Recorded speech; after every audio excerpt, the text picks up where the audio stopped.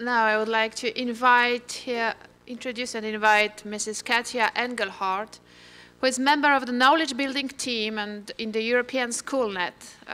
Ms. Engelhardt will have a presentation about the use of ICTs in special needs education. Thank you very much and welcome. Hello everybody. First of all, I also want to say that I'm very glad to be here.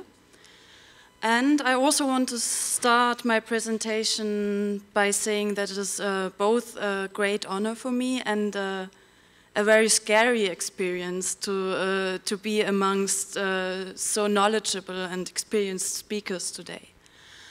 And I'm here to introduce the Senate project to you.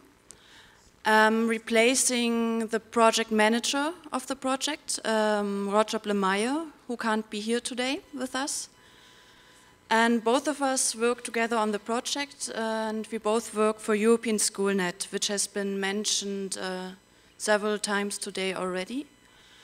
And maybe also to know if everybody is still awake, could everybody who knows European Schoolnet already raise your hand? Maybe to have a little bit of an impression.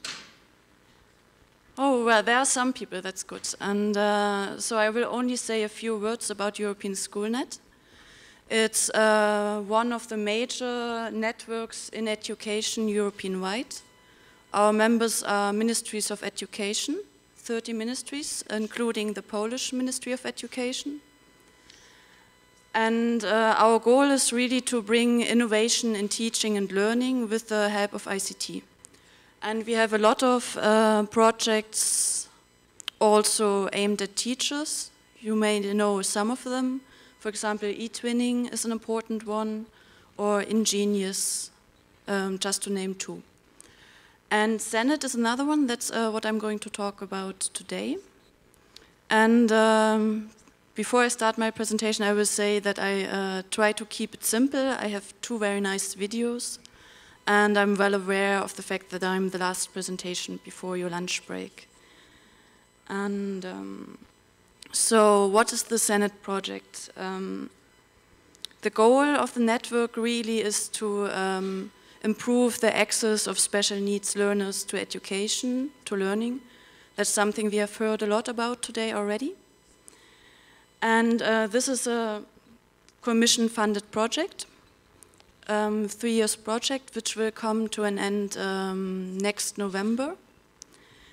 And it is both at the heart of European Schoolnet's work, because it's closely related to the work also of a special working group involving all the ministries who are interested in the topic.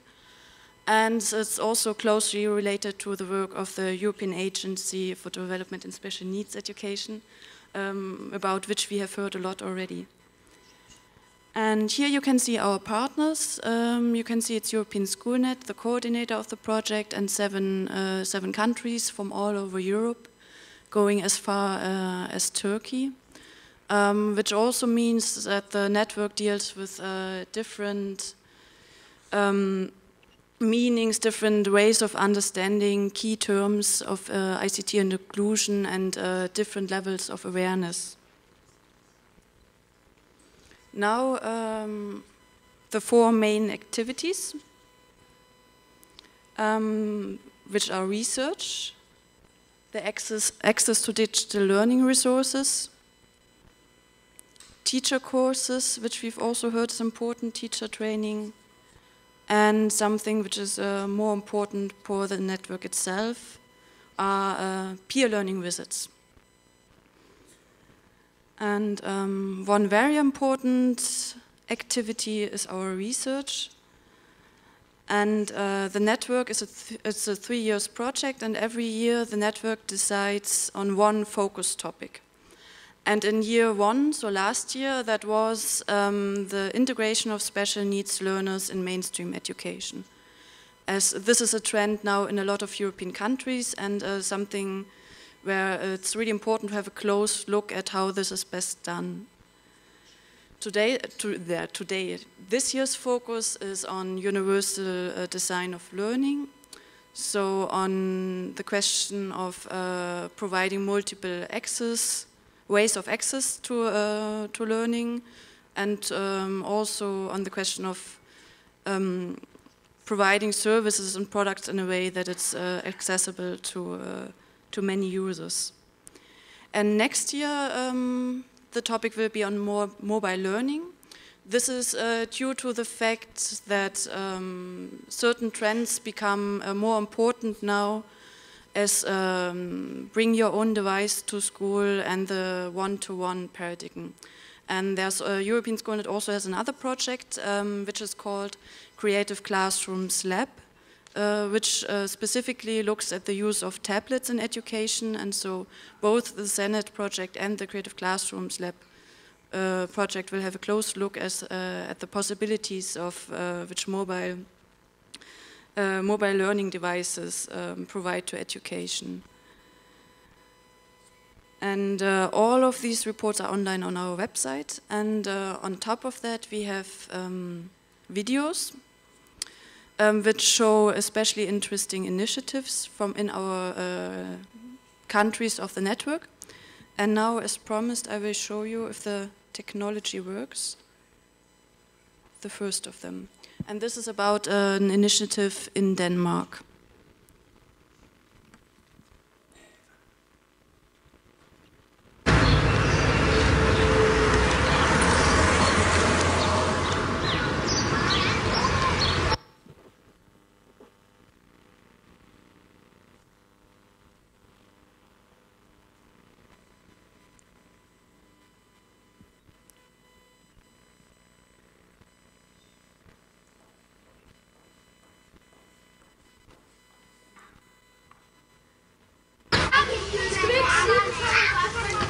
Helsingør Kommune tilbyder læsesvage og ordblinde elever et 3-ugers kursus i at bruge IT-rygsækken.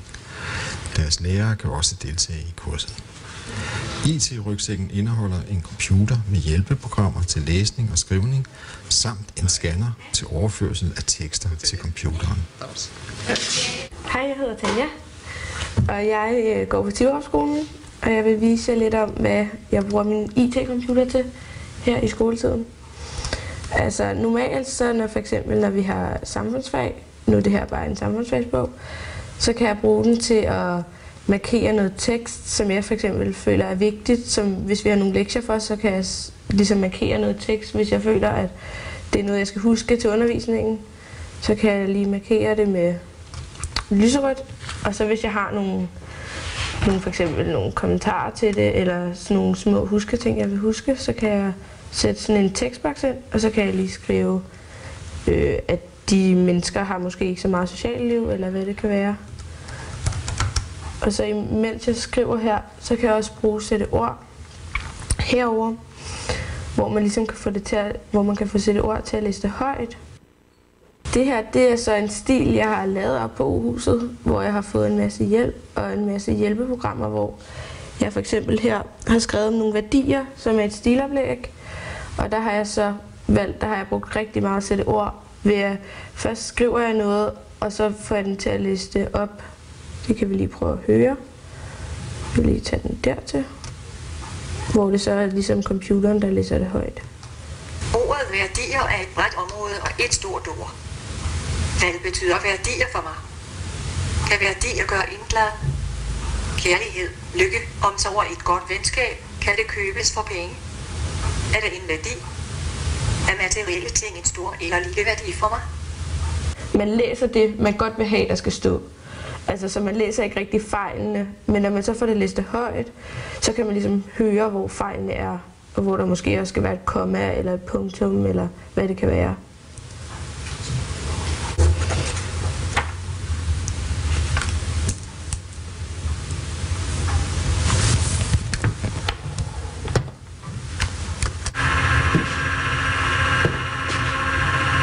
Og så når jeg har scannet siden her, så kan jeg bare få det ind her. Og så kan man så få det læst højt igen.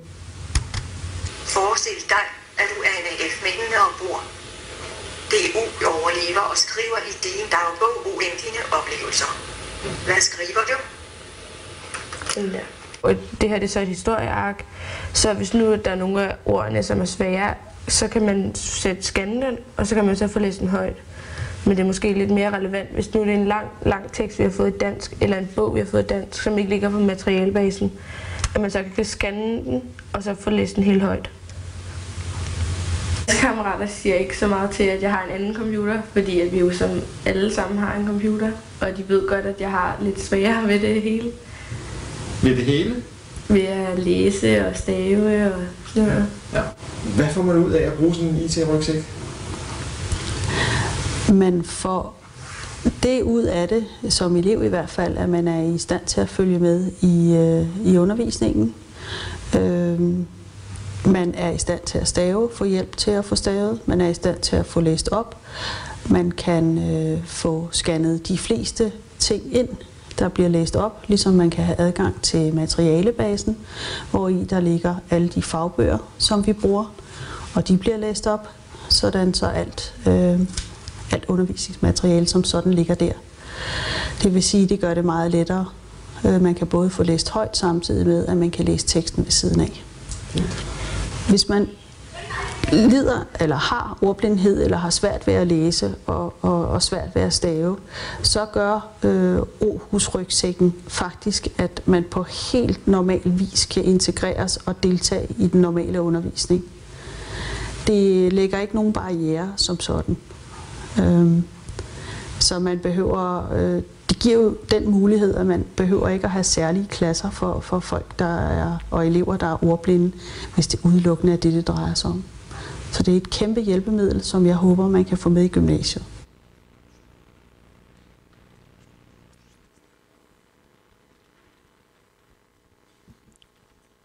So that was the video, and if you're interested in the other case studies, videos produced by our partners, you will find all of them on our website. The second main activity and also my second video is on the access to digital resources, and I will just shortly explain what the Senate project already did and what it is doing at the moment. Because the starting point for us really is the already existing European Schoolnet Learning Resource Exchange. And that's a website or a platform which already exists for quite a while. And it provides learning resources for teachers in different languages from different countries. So in the first phase, the Senate partners added resources which are important for the special needs education topic to this platform. And in a second phase now, the goal is really a little bit more ambitious than that. It is to make the whole website or platform more accessible. And that means both making the interface as such more accessible, but also to tag resources now in a way that it will be a lot more easy to find resources according to special needs. And that is really all I have to say, and I will show you another example now, because again, it is somebody else who will explain it in a much better way than I would be able to.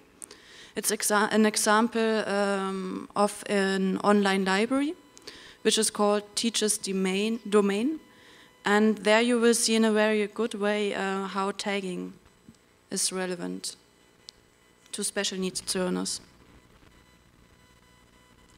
It's also about 5 minutes as the other one.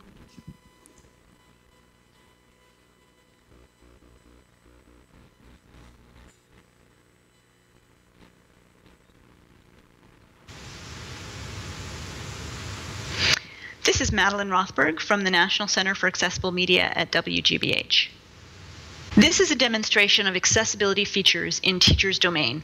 Teachers Domain is a digital media library for teachers and students. It's being transitioned to a new site called PBS Learning Media, where the accessibility features may be a little bit different. So I wanted to show you how these accessibility features work right now in Teachers Domain. If I do a search in Teachers Domain on a general topic like DNA, I get back hundreds of results. Some of them have accessibility information available and some do not. So for example, here is a video that offers captions. So it's labeled with having the accessibility feature of captions. And if I play that video, I'd be able to turn the captions on.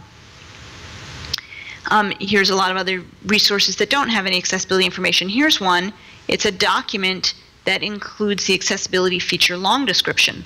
So that means that images that are part of the document have been described in text thoroughly enough that a person who can't see the images can make use of the document. So this amount of information is really useful. If you're scanning a bunch of results, you can look and see which accessibility features are offered for which videos, but it doesn't give you the full story. For example, if you are a person who can't hear, or you're using video in a classroom without speakers, you might think that this video called Insect DNA Lab wouldn't be useful to you because it doesn't list that it contains captions. But what you can't tell from this piece of information is that that video doesn't have any audio at all. So it's perfectly well suited for use without audio because there isn't any.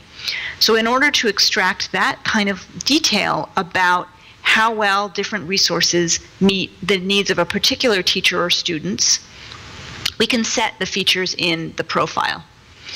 So we go to My Profile and scroll to the bottom where there are accessibility settings. And right now, none of the accessibility settings are set, and that is why we aren't getting custom information. If I set my access preferences to indicate that I need captions for video and audio, and when transcripts are available instead, that I'd like those too, now I've got a set of accessibility preferences that match the needs of a person who can't hear or can't hear well, and might also match the needs of a school where there are not speakers on the computers in the computer lab. So now if I repeat that same search for material on DNA, my resources that don't have any accessibility metadata look just the same, but the resources that have accessibility metadata start to pop up with more information. So this resource, DNA Evidence, is an audio file, and there are no captions or transcripts available, and it's labeled as inaccessible to me. This video, which we had already noted has captions, now has a green check mark and says that it's accessible.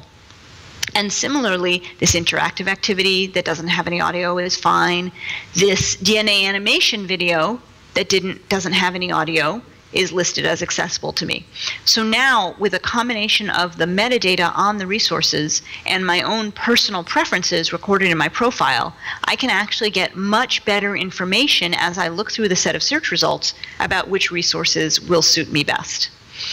And when it works properly in the player, you can also use this feature to serve up the video automatically with the right features turned on. So, for example, if you look at this video about the structure of DNA, we know that it has captions, and when we view the video, those captions should come on automatically. Two DNA strands intertwine to form a double helix. Each strand has a backbone composed of phosphates and sugars to which the bases are attached. Another way that you can use the information in teachers' domain is with the search filters. And here there's a set of accessibility features that are listed for my search results. So in all of the search results about DNA, for which there are 202, I can see quickly here that 5 of those offer audio description, which is an additional audio track for use by people who are blind or visually impaired, who can't see the video but can learn a lot from the audio. There are 76 resources that have captions, 13 with transcripts, and 8 that offer long description of images so that those static images can be made accessible to people who can't see them. So the faceted search is another way to quickly find resources if you know you're looking for a particular kind of resource, like one that has captions or one that has descriptions. But the additional benefit of the accessibility check marks is that they alert you to resources that are accessible to you, whether because they have a feature you especially need, like captions, or because they don't have any audio in the first place and they don't pose a barrier to your use.